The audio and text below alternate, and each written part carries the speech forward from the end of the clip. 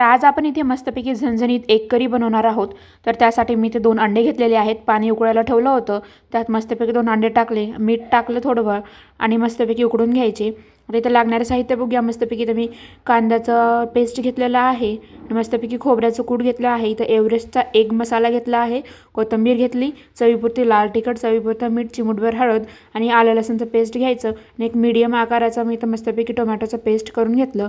तर मस्तपैकी आता आपले अंडे उकळलेले आहेत आणि मी याचं मस्तपैकी सालटे काढून घेतले आणि मस्तपैकी त्या काड्याच्या डबीनं छोटे छोटे होल करून घेतले, जेणेकरून जेव्हा आपण अंडे फ्राय करणार ते आतपर्यंत फ्राय झाले पाहिजे। याच्यानं आपल्या एक करीची चव एकदम अप्रतिम लागते।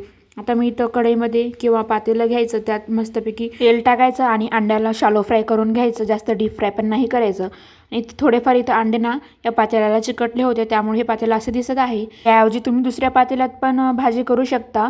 मग या मी 2 माप तेल टाकलं, आलं लसूणचं पेस्ट टाकलं, मस्त तडतडू दिलं, त्यानंतर लगेच कांद्याचं पेस्ट टाकायचं आणि त्याला मस्तपैकी परतून घ्यायचं। मस्तपैकी असा वास सुटेपर्यंत परतून घ्यायचं आणि त्यानंतर मग आपल्याला इथं खोबऱ्याचं कूट टाकायचं आणि एक पूर्ण एकजीव मिश्रण करून घ्यायचं। मस्तपैकी असं आपल्याला परतून घ्यायचं इथं आणि त्यानंतर आपल्याला इथं टोमॅटोचं पेस्ट टाकून घ्यायचं आणि एकजीव परतून घ्यायचं याला मस्तपैकी।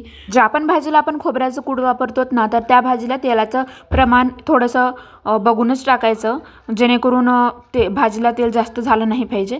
मग मी इथं मस्तपैकी चवीपुरतं लाल तिखट, हळद, मीठ टाकले, परतून घेतले। लगेच मग एव्हरेस्टचा एक करी मसाला टाकून घेतले, पूर्ण मिश्रण एकजीव करून घेतले आणि हवं तसं आपण यात पाणी टाकू शकता। इथं मी फक्त 2च माणसाची भाजी बनवणार होते, त्यासाठी इथं अलगदच पाणी टाकले मी कमी। तुम्ही हवं तर यात पाणीचा वापर जास्त पण करू शकता किंवा कमी पण करू शकता।